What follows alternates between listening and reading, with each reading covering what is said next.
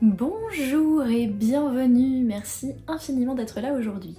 Je m'appelle Florivine, artiste pluriel et slow, et aujourd'hui on se retrouve pour la vidéo récurrente des favoris, inspiration, création du moment.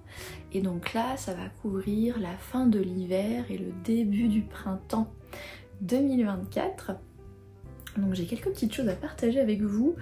Peut-être que je peux rapidement vous parler des favoris matériels, puisqu'il n'y en a pas non plus 50. Il y en a un qui est ma montre analogique que j'avais déjà lors des derniers favoris, puisque je l'ai reçue à Noël, mais dont j'ai complètement oublié de vous parler. Je vais vous dire deux mots là-dessus. Alors c'est une montre, rien de particulier là-dessus. Simplement, voilà, j'avais des montres analogiques comme ça, montres à aiguille, il y a quelques années, enfin quand j'étais depuis mon adolescence quoi, même avant parce que j'avais une flic-flac quand j'étais gosse. Et j'avais arrêté de la porter en faveur d'une Apple Watch pendant quelques années, donc une montre connectée que vous avez peut-être vue dans les premières vidéos YouTube. J'ai dû la porter peut-être jusqu'en 2020, quelque chose comme ça. Et puis il y a un moment où j'en ai eu marre d'une montre qui n'arrête pas de vibrer à chaque fois que je reçois un message ou pour me dire de me lever toutes les heures, etc. Enfin, en fait, c'était une source d'interruption, de notification, c'était devenu une gêne en fait. Et dans le cadre de ma vie sereine, c'est un outil qui finissait par être plus contraignant que utile. Et du coup, j'ai complètement arrêté d'utiliser ma montre connectée. Et pendant quelques années, du coup, j'avais plus de montre du tout. Et alors du coup, ce qui s'est passé, c'est qu'à chaque fois que je voulais connaître l'heure, et ben je sortais mon téléphone. Et du coup, je me retrouvais, comme vous pouvez l'imaginer si vous avez un smartphone, j'étais partie pour juste regarder l'heure, et je me retrouvais à regarder l'Instagram, le machin, les mails, les trucs, ce qui constituait aussi une forme d'interruption. Et du coup là cette année à Noël, en cherchant des idées de cadeaux pour mes proches qui aiment bien nous faire des cadeaux sous le sapin, je me suis dit tiens, si je demandais à nouveau une montre analogique à aiguille, comme ça si je veux savoir l'heure, et ben j'ai un outil qui est en plus assez joli, je trouve très chouette cette montre, pour pouvoir savoir l'heure sans avoir besoin de sortir le fichu téléphone. Deuxième favori matériel, ça c'est un cadeau d'anniversaire où je me suis fait offrir cet ensemble de bagues qui étaient toutes vendues ensemble, donc 4 petites bagues en argent et une bague un peu plus élaborée qui fait un peu penser à une pierre polie par la rivière, un truc comme ça, avec une tourmaline rose. Et donc la créatrice, je pense que j'en ai déjà parlé parce que c'est pas la première fois que j'achète des bijoux chez elle, elle s'appelle, enfin la marque s'appelle Umya, U-M-Y-A, et la bijoutière s'appelle Ouchas, qui habitait à l'époque en Belgique et qui a déménagé en Espagne où elle s'occupe, j'ai l'impression, d'un espèce d'espace rural avec des chevaux et tout. Enfin, ça a l'air trop cool le projet dans lequel elle s'est lancée. Mais en tout cas, c'est une bijoutière qui travaille l'argent, l'or, le bronze et le cuivre, qui a un style très particulier, à la fois minimal et végétal, et c'est un style qui me plaît énormément. Et au fil des années je me suis offert quelques bagues, là j'ai un bracelet d'elle aussi, et quelques paires de boucles d'oreilles également. Et donc là c'est la dernière acquisition du moment, cette petite bague avec son ensemble là. Alors voilà, les bijoux, on aime ou on n'aime pas un style, mais du coup si vous trouvez cette bague jolie, n'hésitez pas à aller voir son site que je vais mettre en description de la vidéo. C'est typiquement le genre de petit commerce que j'aime soutenir, puisque c'est une créatrice indépendante, c'est une bijoutière genre artisane d'art si vous voulez, c'est quelque chose qui est fait à la main, avec des matériaux nobles, c'est pas des choses qui sont faites à la chaîne par des énormes entreprises industrielles qui n'ont cure de saboter la planète, on va dire ça comme ça. Donc moi je préfère donner mon argent pour ce genre de petites initiatives, de business indépendant, de créateurs et de créatrices indépendantes, etc. Pour redonner un petit peu de pouvoir aux petits indépendants, plutôt que de toujours donner tout notre argent à de grandes multinationales. Ensuite, ah oui, mes créations, comme ça on va terminer avec les favoris. ces dernières semaines, mes créations... Alors j'ai fait un petit peu d'écriture, je continue à corriger l'office des enquêtes discrètes de points, on parie, point d'interrogation, qui est une sorte de mystère cosy dans un univers de fantasy avec une pointe de ambiance régence puisqu'il y a une saison des mariages, etc. C'est un texte, ça fait 3 ans que je bosse dessus, mais 2022 et 2023 ont été 2 années un petit peu difficiles, comme vous le savez peut-être si vous me suivez sur mes différents contenus. Donc là je continue à corriger petit à petit, en réécrivant les chapitres et en tenant compte du plan de correction que j'avais mis en place à la suite de bêta lecture, c'est-à-dire que plusieurs personnes avaient relu mon texte initial, avaient fait des commentaires, j'en avais tiré un plan de correction avec des choses à améliorer. Donc là ça avance tranquillement, hein, j'en suis au chapitre 4 sur probablement 8 ou 9. Donc j'en suis pratiquement à la moitié, ça a fait son petit bonhomme de chemin.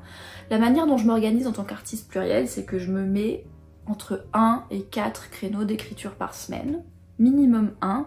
Idéalement, j'aime bien écrire un jour sur 2 pour pas perdre le lien avec mon texte. Après, je peux être amenée à devoir créer d'autres choses, etc. Donc, ou à ne pas avoir l'énergie d'écrire, etc. Mais l'idée, c'est que je me mets des créneaux quand même chaque semaine pour garder un minimum de régularité. Et puis dans ces créneaux-là, j'avance comme je peux en fait. Et c'est ça qui me permet d'avoir une régularité à long terme et d'avancer à long terme sur des projets... ça prend du temps hein, d'écrire un roman et de le corriger et de le peaufiner et de l'amener à bout, vous voyez. Voilà, donc ça c'est la partie écriture, mais j'ai surtout passé beaucoup de temps à la peinture et la confection de papeterie créative qui correspond à ce que je peins. Donc j'ai surtout écrit j'ai surtout peint dans mon sketchbook. Là vous voyez la toute dernière peinture du moment, c'est celle-ci. Comme on arrive au printemps, je me suis dit que j'allais me mettre dans le mood du printemps en peignant quelque chose de très typique qui est la branche de cerisier. Mais au fil du temps, j'ai peint par exemple des petits objets comme ça pour en faire des stickers. Le Café Galaxy qui est une des illustrations iconiques maintenant de la collection Café aux étoiles. J'avais peint ces choses-là pour la collection Café aux étoiles aussi. Vous voyez, j'ai peint un croissant de lune. Voilà, j'ai peint pas mal de trucs. Et en fait, j'aime bien peindre dans ce sketchbook qui doit faire 18 par 36, donc il est un tout petit peu plus petit qu'à 4, mais il est plus grand qu'à 5. Donc ça me laisse pas mal d'espace, mais sans m'intimider pour autant. Donc ça, c'est un sketchbook de chez Bussner, mais après, je pense qu'il y a d'autres marques qui font des sketchbooks de papier aquarelle, avec du papier aquarelle. Le plus important, c'est la qualité du papier, si vous faites de l'aquarelle. Que votre carnet de croquis, ce soit au moins 250 grammes par mètre carré, et du papier qui est conçu pour l'aquarelle, parce qu'il n'y a rien de plus frustrant que d'essayer de peindre de l'aquarelle sur un papier qui n'est pas adapté.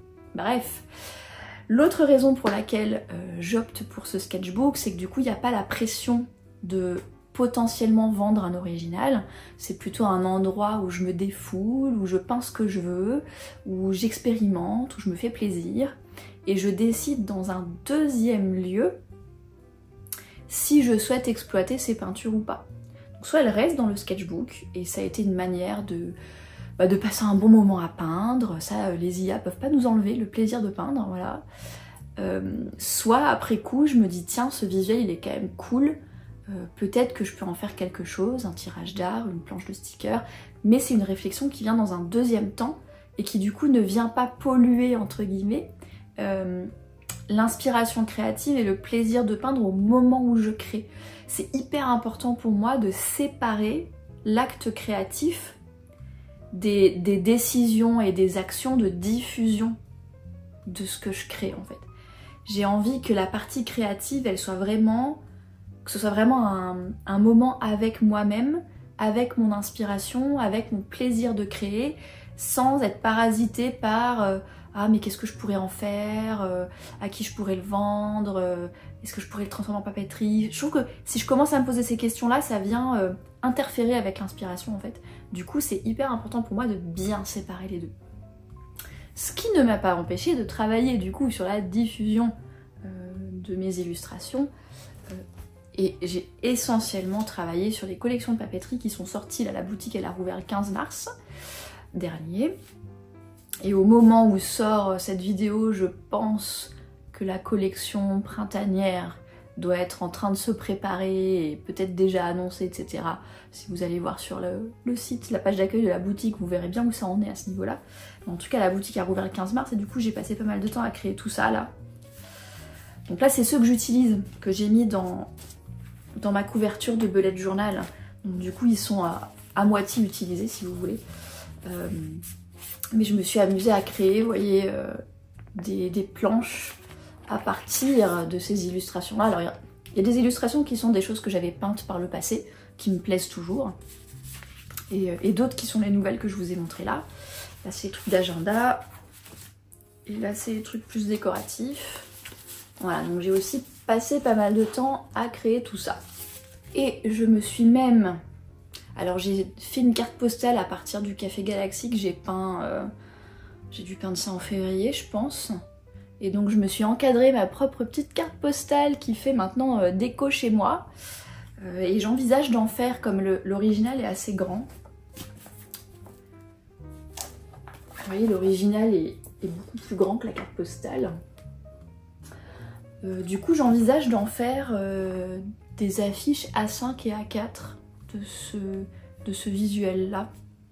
Je me dis que ça peut être intéressant, ça peut être un élément de décoration plutôt cool. Voilà pour où j'en suis côté création artistique ces derniers temps. Maintenant, passons à la dernière partie qui est la partie de toutes mes inspirations et favoris. Alors je vais commencer par les choses qui ne sont pas des livres et qui ne sont pas tangibles, parce que sinon je vais oublier d'en parler.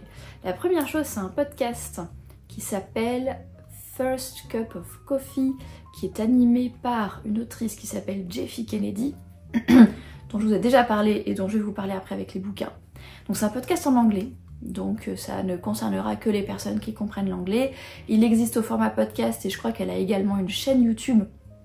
En fait, elle se filme en train de parler, c'est exactement le même contenu, mais vous pouvez choisir du coup si vous préférez le voir en vidéo ou sur une application de podcast. Donc cette autrice, c'est une autrice professionnelle, elle en vit, et elle est hybride, c'est-à-dire elle a eu des deals avec des maisons d'édition, donc certains de ses ouvrages sont publiés en maison d'édition, et il y a d'autres ouvrages qu'elle a auto-publiés, donc elle a publié de manière indépendante elle-même, et elle est représentée par une agente. Elle est américaine, et du coup son podcast je trouve hyper intéressant.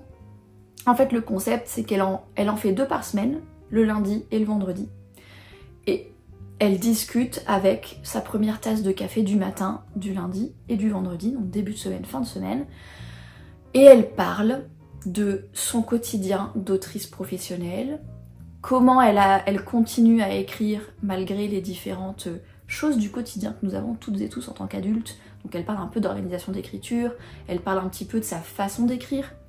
Ce que je trouve intéressant, c'est que donc elle parle de ça, de l'organisation du quotidien, des méthodes d'écriture, de la façon d'écrire, elle donne un peu des nouvelles sur ses histoires à elle, donc ça fait un peu des coulisses d'une autrice professionnelle, mais elle parle aussi du milieu de l'édition. Alors c'est le milieu d'édition anglophone, américain, donc c'est peut-être différent de ce qui se passe en France. Mais ça permet quand même d'avoir une sorte de vue un peu plus professionnelle de ce qui se passe, comment les écrivains ils négocient des contrats avec les maisons d'édition, comment se passent les différents salons, conventions, événements qu'il peut y avoir au cours de l'année, comment elle approche finalement son métier d'écrivaine professionnelle avec les différentes sources de revenus, etc. Et du coup, je trouve que c'est un podcast qui est hyper intéressant en fait. Ça donne une fenêtre un peu dans sa vie d'autrice professionnelle et c'est hyper intéressant. Voilà, la découverte de podcasts ces dernières semaines que j'adore. J'ai une série télé et un film. Alors la série télé s'appelle Bodies, B-O-D-I-E-S, des corps. Je ne me souviens plus sur quelle plateforme on l'a regardé. Je sais plus si c'est Netflix ou Canal ou un truc comme ça. Et donc c'est une mini-série britannique qui doit faire une dizaine d'épisodes. Et c'est une enquête avec des éléments science-fiction surnaturels, puisque la prémisse de l'histoire, c'est qu'il y a un cadavre qui apparaît dans une rue à Whitechapel à Londres. Donc le type il est tout nu et il a pris une balle dans un œil. Sauf qu'il est retrouvé à 4 époques différentes. Il est retrouvé à la fin du 19e siècle, il est retrouvé en 1941, il est retrouvé en 2023 et il est retrouvé à un moment donné dans le futur. Et du coup, au fil de la série, on suit 4 policiers, donc un par époque, qui enquêtent sur ce meurtre, tout en ayant cette espèce de mystère de d'où sort ce personnage, ça veut dire qu'il y a du voyage dans le temps, comment il s'est retrouvé à plusieurs époques différentes, et ça nous emmène derrière vers comment dire, une espèce de mystère, une espèce d'histoire qui va au-delà du meurtre de ce type-là et qui est beaucoup plus... qui a un rapport avec le voyage dans le temps et tous ces trucs-là, quoi. Donc c'est un peu, voilà, mystère, policier, thriller, plusieurs époques, ce petit côté un peu puzzle du voyage dans le temps. J'aime bien les histoires avec du voyage dans le temps quand elles sont bien faites, parce que je trouve que ça fait réfléchir le côté puzzle et logique, vous voyez. Je vous conseille, en plus c'est une mini-série, donc en 10 épisodes elle est finie, je crois que c'est tiré d'un roman graphique il me semble. Donc du coup il y a aussi cette satisfaction, il n'y a pas ce côté ah là c'est une fin de saison et on sait pas s'il y aura une saison 2, etc. Non, là c'est une mini-série, c'est fini, donc il y a aussi la satisfaction de consulter une histoire dans son ensemble quand on regarde tous les épisodes de la série. Ensuite j'ai vu un film qui n'est absolument pas récent, qui est un Tarantino qui s'appelle Les 8 salopards, qui est sorti je crois en 2015, donc ça fait presque 10 ans, et qui reprend tous les codes du western. Moi ça m'a un peu fait penser aux jeux vidéo Red Dead Redemption, vous voyez, donc l'Amérique, je sais pas si c'est fin 19e ou début 20e, qui se passe dans le Far West, avec les bandes de brigands, avec le shérif, avec les personnes qui sont recherchées, du coup les chasseurs de tête qui viennent chercher les personnes recherchées. Et en même temps il y a un côté huis clos, puisqu'en fait c'est donc 2 chasseurs de tête qui se retrouvent dans la même carriole parce que c'est l'hiver, il fait froid, etc. Un qui veut venir récupérer parce qu'il a récupéré des personnes recherchées mais du coup mortes, donc il a des cadavres avec lui sur la carriole, et l'autre qui en récupère une vivante et qui veut qu'elle soit pendue, et c'est un chasseur de primes qui est connu pour ramener ses victimes vivantes, même si il peut ramener mort ou vif, parce qu'il aime bien l'idée de les pendre. Et donc ils arrivent dans une espèce d'auberge relais, et s'ensuit quelque chose qui est beaucoup plus en huis clos, puisqu'en plus c'est le blizzard dehors, et puis c'est très Tarantino, donc il y a ce côté, cette espèce de tension entre les personnages, une ambiance très particulière. Évidemment, je vous préviens, c'est violent, il y a des bains de sang, c'est Tarantino. Mais j'ai vraiment beaucoup aimé la manière dont il a réutilisé un petit peu tous les codes et tous les classiques du western à la sauce Tarantino. J'ai passé un excellent moment. Et donc, pour terminer, les bouquins. Je vous parlais de Jeffe Kennedy qui a fait son podcast là. Jeffe Kennedy, c'est une autrice de romances de fantasy adulte. Et en fait, le genre de livre qu'elle propose, personnellement en tant que lectrice, c'est 100% dans mes goûts, puisque c'est vraiment 50% fantasy, 50% romance. J'ai terminé sa série qui s'appelle Les 12 Royaumes. Enfin, il y a une trilogie qui s'appelle Les 12 Royaumes, 12 Kingdoms, et il y a une série de 5 livres qui s'appelle Uncharted Realms. Donc c'est un total de 8 livres, il y a quelques petites novellas qui se mettent ici et là, que moi j'appelle l'univers étendu des 12 royaumes, puisque c'est 8 livres qui se suivent, que j'ai terminé, je vous en ai déjà parlé. Ce que je peux vous dire en ayant terminé la série, c'est qu'elle arrive très bien à boucler, on va dire, le fil rouge de l'intrigue de fantasy. Comme je vous disais, c'est 50-50. Ce qui fait qu'en fait, chaque livre, donc il y a un vrai univers de fantasy, avec des royaumes, avec des guerres potentielles, avec des jeux politiques, avec de la magie, plus ou moins secrète, des mystères oubliés, des machins comme ça, donc c'est très très fantasy. Et en même temps, chaque tome raconte une histoire d'amour entre un homme et une femme, et à mesure qu'ils rentrent dans cette intrigue de fantasy, c'est ce qui les fait se rencontrer, ce qui les fait se rapprocher, et en vivant leurs aventures, ils finissent par tomber amoureux en gros. Et du coup c'est vraiment moitié-moitié et je trouve ça super. Donc chaque tome a un couple différent comme héros, sauf le tout dernier qui s'appelle The Fate of the Tala, qui reprend l'héroïne du tout premier tome. donc ça lui permet de boucler un petit peu son arc. Mais sinon c'est un couple différent à chaque tome, et donc il y a un sentiment de satisfaction à la fin de chaque tome, puisqu'on a la fin de leur histoire, et en même temps ça a fait avancer l'intrigue de fantasy de la saga globale. Et maintenant que j'ai tout lu, je peux vous confirmer que la fin de la saga est très satisfaisante. The Fate of the Tala, le dernier bouquin, vient vraiment réunir les protagonistes et les antagonistes, on a découvert toutes les réponses aux différents mystères, c'est la confrontation finale, et on termine la série avec un sentiment de satisfaction d'avoir eu les différents fils de fantasy qui se referment, de revoir aussi les différents personnages secondaires qui étaient les héros à un moment donné d'un livre ou d'un autre, et de les voir se réunir pour résoudre cette situation-là. C'est vraiment une série qui est très satisfaisante, avec un très bel équilibre entre histoire globale de fantasy et les petites romances individuelles de chaque livre. Ce n'est pas traduit en français au moment où je filme cette vidéo, j'espère que ça le sera un jour, parce que je trouve que c'est vraiment une belle série de fantasy romantique, mais vraiment adulte et mature, donc pas de trucs jeunes adultes si vous voulez. Il y a vraiment une maturité des personnages et une maturité de l'univers qui est vraiment top. Par contre, elle a écrit une suite avec les enfants de ces héros-là qui se passe 25 ans plus tard. J'ai lu le tome 1, j'ai pas aimé du tout, j'ai trouvé que l'ambiance était beaucoup trop adolescente. Donc moi je vous conseillerais, si vous aimez la fantasy plus adulte, de rester sur cette série de base et de pas forcément lire la suite. Ensuite, autre lecture, un jeudi saveur chocolat par Michiko Aoyama que j'ai au format papier, puisque j'avais acheté à la librairie japonaise Junku, où j'aime bien découvrir des nouveautés écrites par des auteurs et autrices japonaises. Et celui-ci, on l'a lu dans notre club de lecture sur Patreon en janvier et février. Donc sachez-le, je sais qu'il faut que je modifie la description des paliers Patreon, si je ne l'ai pas encore modifié au moment où sort cette vidéo. Sachez que depuis 2024, j'anime un club de lecture sur Patreon pour tous les paliers. Toutes les personnes qui me rejoignent en me soutenant financièrement. On a un livre tous les 2 mois, comme ça laisse le temps, il y aura 6 livres dans l'année, ça laisse le temps de lire à notre rythme, et on a un canal sur le serveur Discord, où on peut partager chacun à notre rythme, on lit, et on partage ce qu'on en pense, nos avis, etc. Puis une fois que tout le monde a lu le livre, on peut partager les avis en parlant vraiment du contenu jusqu'au bout si vous voulez.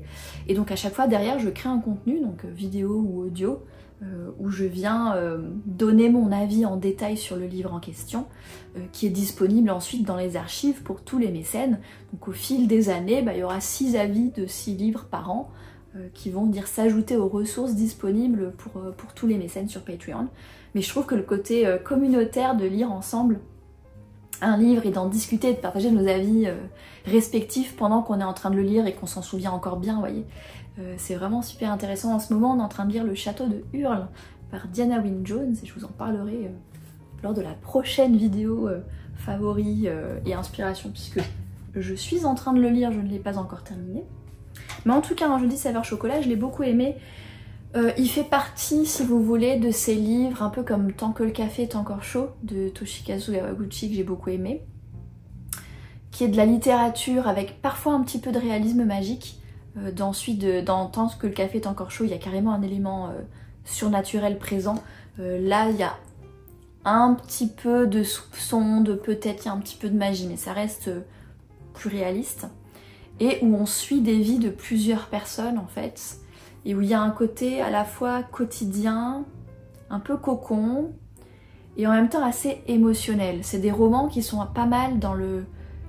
comment dire, l'exploration de l'âme humaine quelque part si on veut. Donc là, dans Un jeudi saveur chocolat, c'est 12 chapitres et on suit 12 personnes. Donc c'est un peu plus comme 12 nouvelles quelque part, mais les personnes ont un lien les unes avec les autres. Et c'est un peu comme si chaque personne se passait le bâton avec la personne suivante. Et on voyage de Tokyo à Sydney, donc on va aussi en Australie dans ce livre. Et il y a un côté hyper touchant, chaque personne a ses propres difficultés, vulnérabilités, rêves, etc. Je trouve que c'est vraiment très humain. Et en même temps avec la retenue propre aux auteurs et autrices japonaises, donc c'est pas des énormes effusions émotionnelles. Mais je trouve que ça touche à à notre âme humaine, quoi. C'est un livre qui m'a énormément touchée. Ensuite, j'ai testé une nouvelle série par le couple d'auteurs qui écrivent sous le nom de plume Ilona Andrews et qui sont connus pour la série Kate Daniels, dont je vous reparlerai quand j'aurai fini de tout lire, je suis encore en train de lire petit à petit. Et là, j'ai découvert une nouvelle série qui a 4 tomes, qui s'appelle The Edge. Et j'ai lu le premier tome qui s'appelle On the Edge. Je crois que ce n'est pas traduit en français, mais je vous mettrai la référence Goodreads avec la liste de toutes les éditions. Donc ça, vous pourrez voir si au moment où vous regardez la vidéo, une traduction française existe. Et c'est une série d'urban fantasy. Ilona Andrews, ils écrivent de l'urban fantasy avec un élément romantique assez présent, puisqu'il y a une histoire entre l'héroïne et un gars de l'histoire qui finissent ensemble à la fin. Donc c'est urban fantasy. C'est marrant parce que c'est là qu'on voit le genre de livre que j'aime bien. Moi j'aime bien le mélange des genres. Et je vous parlais des 12 royaumes où c'est un peu 50% fantasy, 50% romance, ça me plaît bien. Et bah là j'ai un peu eu la sensation que c'était 50% urban fantasy, 50% romance et ça m'a beaucoup plu.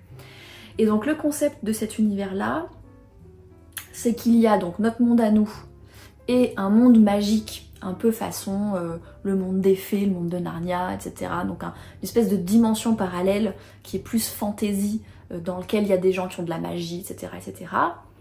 Mais entre les deux, il y a une espèce de frontière, d'espace qui s'appelle The Edge.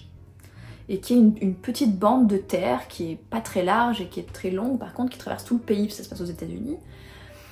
Et dans cette bande-là, il y a un petit peu de magie, mais pas beaucoup. Donc c'est un peu l'espèce de banlieue des mages.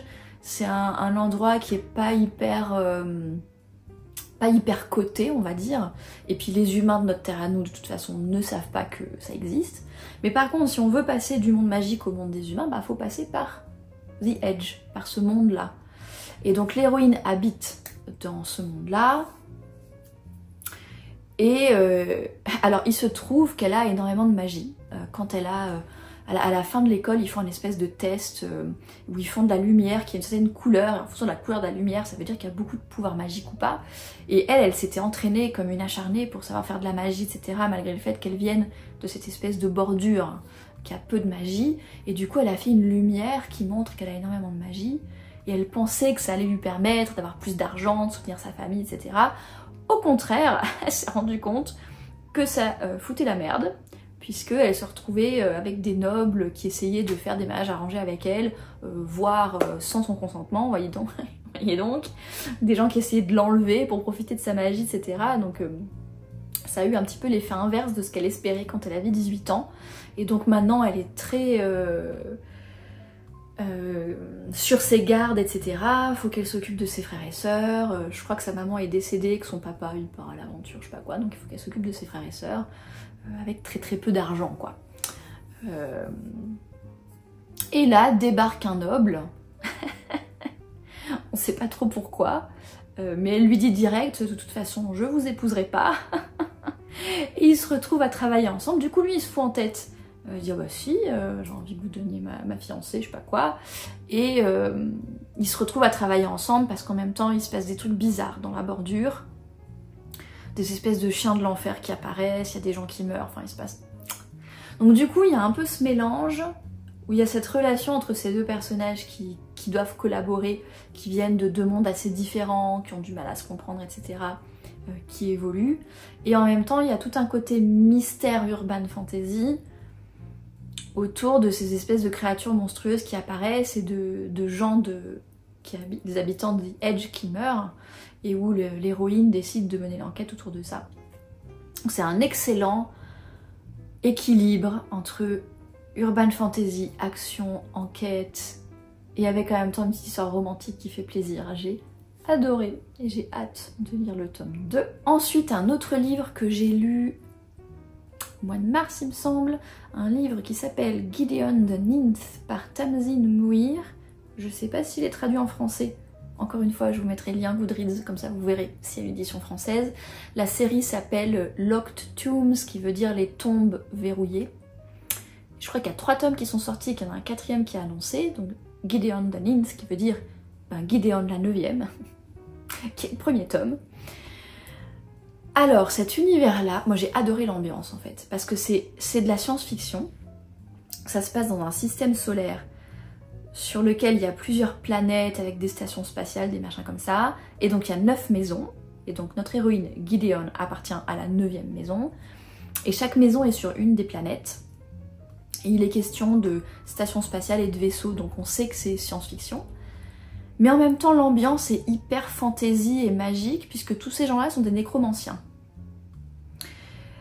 Et notamment la 9e maison, ils doivent garder une tombe verrouillée. Ils sont nécromanciens et ils vivent dans une civilisation qui est qui s'est écroulée en fait. On sent que c'est une fin de civilisation, on sent qu'il y a plus de morts que de vivants, et qui tiennent des traditions hyper anciennes mais qui savent plus trop pourquoi. Et j'ai trouvé que ça faisait presque une ambiance un petit peu comme les jeux de Dark Souls, si vous connaissez ces jeux-là, où les joueurs explorent un univers un peu maudit, où on sent qu'il y a eu un royaume et une civilisation, mais qu'il reste plus que des monstres et des morts et des personnages à moitié fous, dans une ambiance poétiquement macabre. Et ben Gideon the Ninth, j'ai trouvé que c'était exactement cette ambiance-là.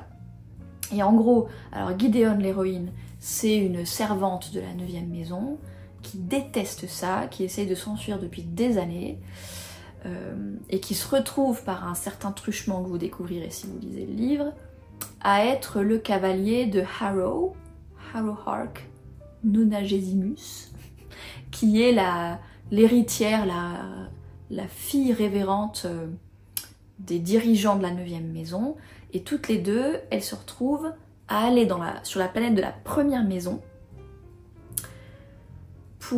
avec d'autres couples comme ça des 8 autres maisons. Donc en fait il y a 8 pères nécromanciens chevaliers, donc 16 personnes qui se retrouvent dans la première maison pour essayer de résoudre des énigmes, pour gagner un certain statut de nécromancien immortel qui peut servir l'empereur. Et le reste, c'est une sorte de huis clos dans ce palais de la première maison qui est en décrépitude, etc. C'est une ambiance très particulière. Il y a presque un petit côté Battle Royale si on veut, ou Squid Games un peu si on veut, parce que les 8 pairs sont un peu en compétition les unes avec les autres, il faut résoudre des mystères, etc. Donc il y a ce petit côté jeu un peu macabre. Et en même temps il commence à y avoir des morts, etc. Donc il y a aussi du mystère. Enfin, c'est un livre qui est très unique en fait, vraiment unique, dans son univers, dans son intrigue, dans ses personnages. Gideon, moi au début j'ai eu du mal à m'attacher à elle parce que c'est ce genre de personnage un peu comme Alex Stern dans la 9e maison de Les Bardugo, n'a rien à voir, on parle de 9e maison mais c'est pas du tout la même ambiance. Mais les deux personnages principaux sont assez similaires dans le sens où c'est des personnages qui sont assez dépressifs et négatifs et qui n'ont pas envie, et qui sont là contre leur gré. Gideon n'a pas du tout envie d'être le chevalier de Harrow, elles se détestent toutes les deux. Et moi j'ai du mal à m'attacher, ou j'ai du mal à rentrer dans l'histoire quand le personnage principal il a pas envie d'être là, et qu'il est pas motivé, et qu'il a pas envie de vivre l'aventure qu'il est en train de vivre. Je trouve que c'est difficile de s'attacher à ce genre de personnage. Mais au final on finit par être pris par l'ambiance, et les deux personnages de Gideon et Harrow évoluent énormément au fil de l'histoire, et on finit par s'y attacher énormément. Donc c'est un peu un ovni, ce livre, mais je vous conseille vraiment de le découvrir parce que j'ai passé un excellent moment. Ensuite, dernier livre de fiction dont je voulais vous parler, que j'ai lu, je crois, je ne sais pas, Noël que je l'ai lu, je sais plus, en janvier. Un livre qui s'appelle Half a Soul, donc la moitié d'une âme, par Olivia Atwater. Et c'est un mélange conte de fées et romance régence. Vous voyez qu'on retrouve ce truc où j'aime bien les mélanges des genres. Donc ça se passe en Angleterre, à l'époque de la Régence, sauf que c'est un monde dans lequel les fées existent. Mais les fées à la manière des histoires victoriennes, etc. Donc il y a un côté Alice au pays des merveilles un peu, je trouve, dans le rapport avec les créatures surnaturelles. Et je crois que la société sait que la magie et l'univers des fées, etc. existent, puisque l'un des personnages de cette histoire est un magicien. Je sais pas si c'est pas un magicien du roi ou un truc comme ça, qui a participé aux guerres napoléoniennes et qui a utilisé sa magie sur le champ de bataille contre les forces napoléoniennes.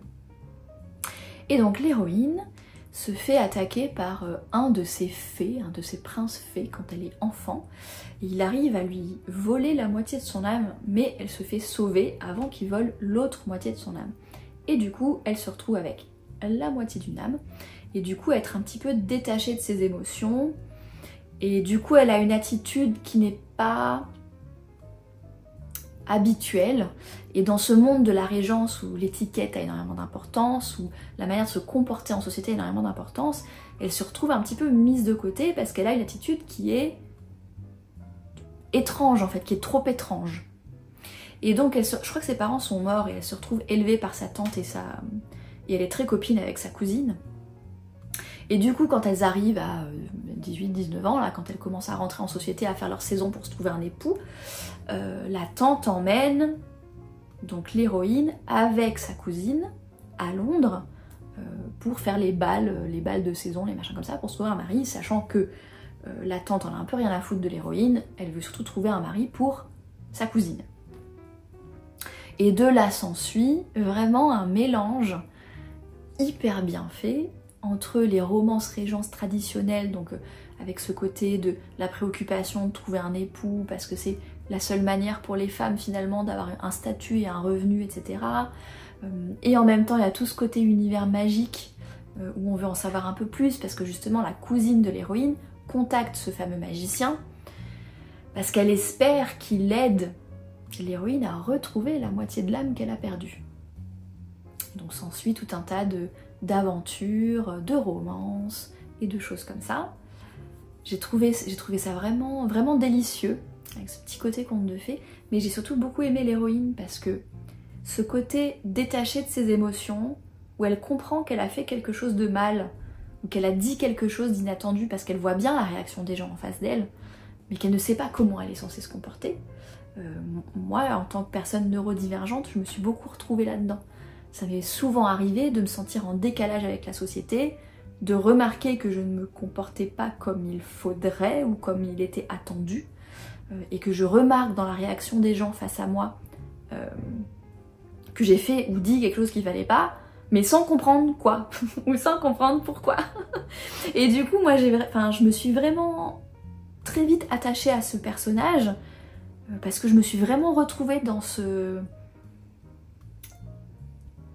handicap social, pour ainsi dire.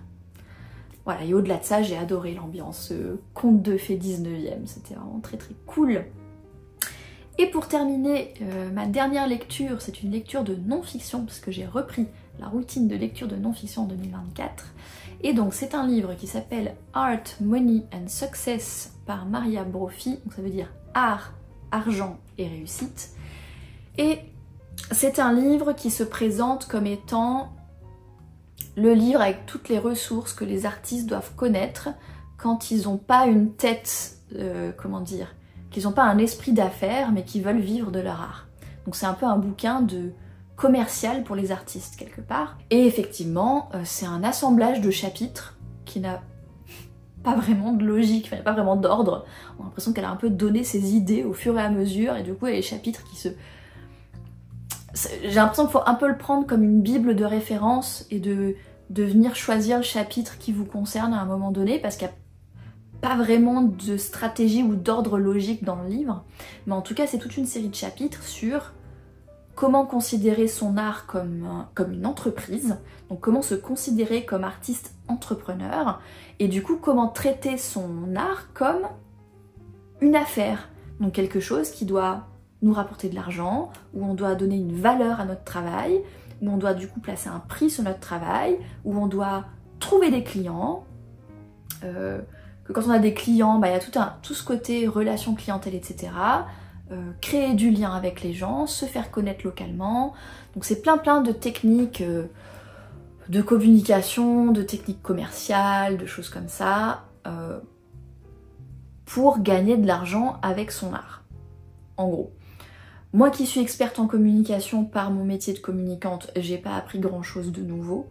J'ai un peu eu l'impression de lire un bouquin pour vendeur de voitures des années 90 parce qu'en plus elle parle pratiquement pas d'internet, elle parle pas de réseaux sociaux, elle parle pas de création de contenu, elle parle pas des IA, parce que de toute façon quand elle a écrit le bouquin, les IA n'existaient pas encore.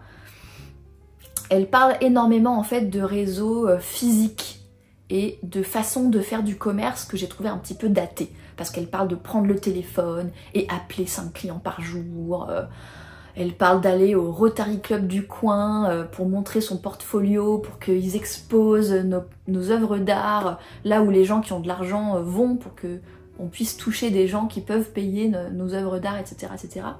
Donc j'ai trouvé que ça faisait très... On sent, en fait, elle est pas artiste, c'est l'épouse d'un artiste. Donc c'était un peu elle, la commerciale de son mari, si vous voulez, et ils se sont lancés dans les années 90. Moi je trouve que ça sent les années 90, dans les méthodes commerciales et dans les méthodes de communication. Et j'ai trouvé, en fait moi j'ai été déçue en tant qu'artiste parce que j'ai trouvé qu'il manquait des éléments fondamentaux qu'on se pose comme question quand on se lance en tant qu'artiste en 2024. La première chose c'est comment est-ce qu'on s'autorise à adopter un état d'esprit d'artiste entrepreneur, parce qu'il y a quand même beaucoup de barrières autour de ça, où on nous dit qu'on va être des vendus, que c'est pas bien, que le marketing c'est mal, que la communication c'est mal, que l'art doit rester pur, etc. Et en fait, à part de nous dire vous devez considérer votre business artistique comme un business, elle nous dit pas vraiment comment le faire en fait. Enfin, quand c'est pas un état d'esprit qui vient naturellement, qu'on n'ose pas vraiment vendre notre art, etc., elle nous dit pas vraiment quel genre de pensée adopter ou comment considérer notre art pour oser faire ça. Elle dit qu'il faut le faire, mais bon, voilà, hein, démerdez-vous maintenant. La deuxième chose, c'est qu'elle parle pas du tout de gestion du temps. Parce que comme elle fait ça à temps plein pour son mari, que c'est son mari qui crée, ah bah quand il y a 2 personnes, c'est facile. Mais quand on est tout seul à devoir à la fois créer, et puis appeler 5 clients par jour, et puis faire une newsletter, puis aller au Rotary Club, et puis aller... Bah on peut pas tout faire en fait. Et elle ne hiérarchise pas du tout. C'est-à-dire qu'elle a vraiment balancé les chapitres sans ordre, sans logique. Genre elle parle de définir un prix pour nos œuvres d'art dans le chapitre 25. Moi j'aurais mis ça au chapitre 1, vous voyez. Donc du coup, comme il n'y a pas de logique, qu'il n'y a pas de stratégie et qu'il n'y a pas de hiérarchie, bah je trouve que ça aide pas trop à se demander par où commencer, vous voyez. C'est plus comme si elle avait balancé toutes ses connaissances un peu en vrac dans un livre, quoi. Et la troisième chose que je reproche, c'est qu'effectivement, elle ne parle pratiquement pas d'internet et de vente en ligne et de réseaux sociaux pour les artistes et de contenu pour de création de contenu pour les artistes, etc. Parce qu'elle part du principe qu'on est forcément dans une région où il y a des Rotary Club, des charités, des machins comme ça, et que si on habite dans une région où c'est pas le cas, et que du coup on ne peut pas vraiment utiliser les événements locaux, le réseau local et les rencontres physiques, ben il reste pas grand chose du bouquin quoi. Son mari il habite en Californie, ben évidemment qu'il y a plein de gens riches en Californie et qu'il y a plein de charités, qu'il y a plein d'événements, qu'il y a plein de machins, donc c'est plus facile. Et enfin, le dernier reproche que j'aurais, c'est que ça s'adresse vraiment à des illustrateurs, des artistes visuels qui créent des œuvres d'art qui coûtent des milliers d'euros si vous voulez, et dont ils peuvent faire après du licensing, c'est-à-dire vendre l'image à des compagnies qui vont venir les imprimer sur des t-shirts, sur des mugs, ou qui vont venir faire des posters en série, des choses comme ça. Son mari, il a commencé en faisant des dessins sur des planches de surf, donc forcément il pouvait vendre ses dessins à des boîtes sportives de surf, de machin, à des magasins qui vendent des trucs autour du surf et des sports nautiques, à des marques de vêtements qui veulent se donner un air surfeur, etc.